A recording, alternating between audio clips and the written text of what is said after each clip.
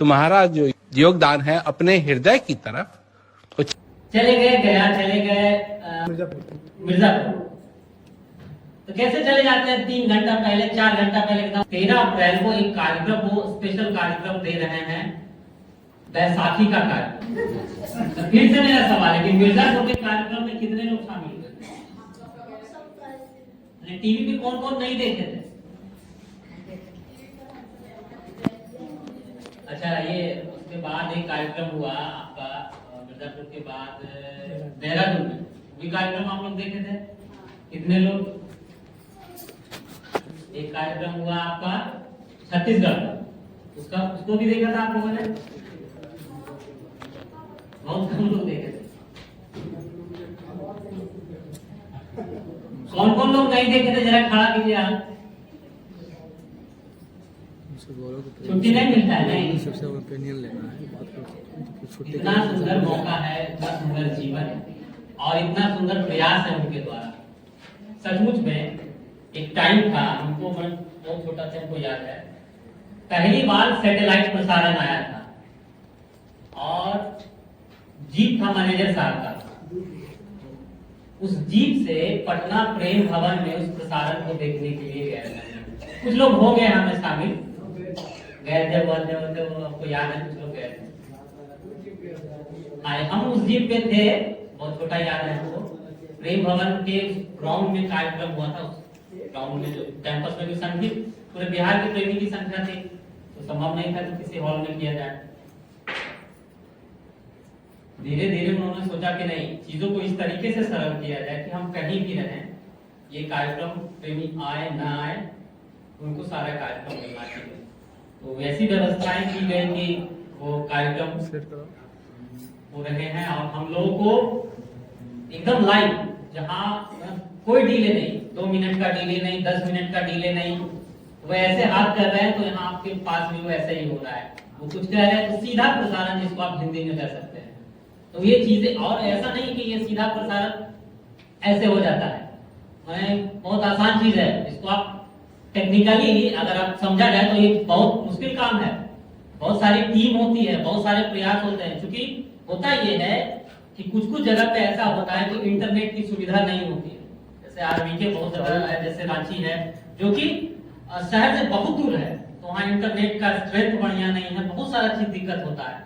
लेकिन उनका प्रयास, जब वो कह दिए कि मेरा जो भी कार्यक्रम हो उसका सीधा प्रसारण हो, तो टीम प्रयास करती है, जो भी एफर्ट लगाना हो, जो भी तरीका लगाना हो, वो प्रसारण किए जाते हैं और आप तक इसको पहुंचाया जाता है। अब हमको क्या करना है? घर से आके बैठ के इसका आनंद लेना है। उसमें भी हम कहते कि हम नहीं आए थे, ये ठीक बात नहीं है, ऐसा नहीं होना चाहिए। अगर ज्ञान मिला है, ये मौका मिला है, ये जीवन मिला है, तो इन चीजों पे हमको ख्याल रखना चाहिए कि जो प्रसारण आए, अगर हमको केंद्र साहब के द्वारा कहा गया कि 4:30 बजे आना है, तो हम 4 बजे पहुंच के उन प्रसारणों का आनंद ले सके। चले गए गया, चले गए क्या नाम है, कहाँ हुआ था? मिर्जापुर।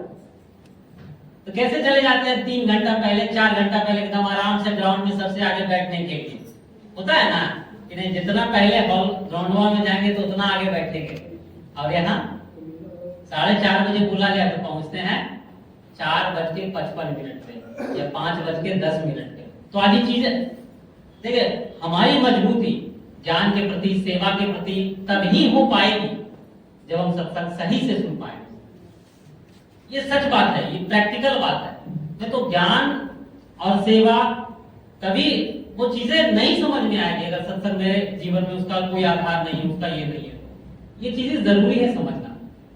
तो हमको ज्यादा कुछ कहने की इस पर जरूरत नहीं है। एक मौका फिर वो देने जा रहे हैं। अभी हिंदुस्तान से गए, फिर एक मौका देने जा रहे हैं।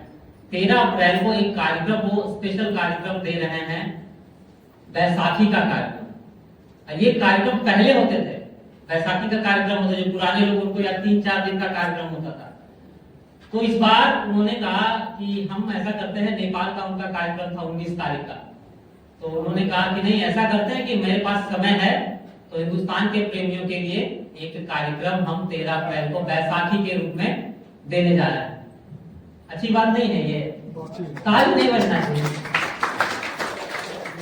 ये मौका है हमारे लिए कि वो कृपा, ये भी कह सकते थे भैया आप नेपाल आएंगे, नेपाल से सीधा जहां उनका टूर है वो करते चले जाएंगे, लेकिन उन्होंने सोचा कि नहीं, हिंदुस्तान के लिए समय बच रहा है तो हम एक दिन का कार्यक्रम हम दे सकते हैं। वो सीमित लोगों के लिए कार्यक्रम है, उसमें सबको जाना नहीं है, हमको भी नहीं जाना है। वो एक हॉल का कार्यक्रम है, जो व्यक्ति आरबीके से जिन लोगों को कॉल आएगा सिर्फ उन्हीं के लिए है, जो भी व्यक्ति हो उनके लिए होगा।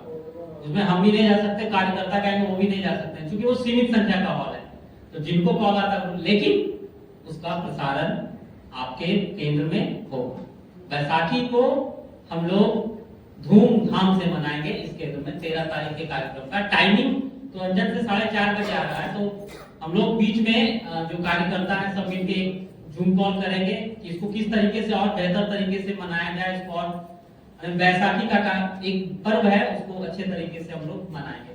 तो 13 तारीख जो है उसको ध्यान में रखेंगे, और अगले संडे को टाइमिंग, किस टाइम कार्यक्रम होगा इसकी सूचना आपको मिलेगी और आप इन कार्यक्रमों का आनंद लेंगे। फिर उसके 19 तारीख को फिर नेपाल में कार्यक्रम, उसका भी हम लोग आनंद लेंगे।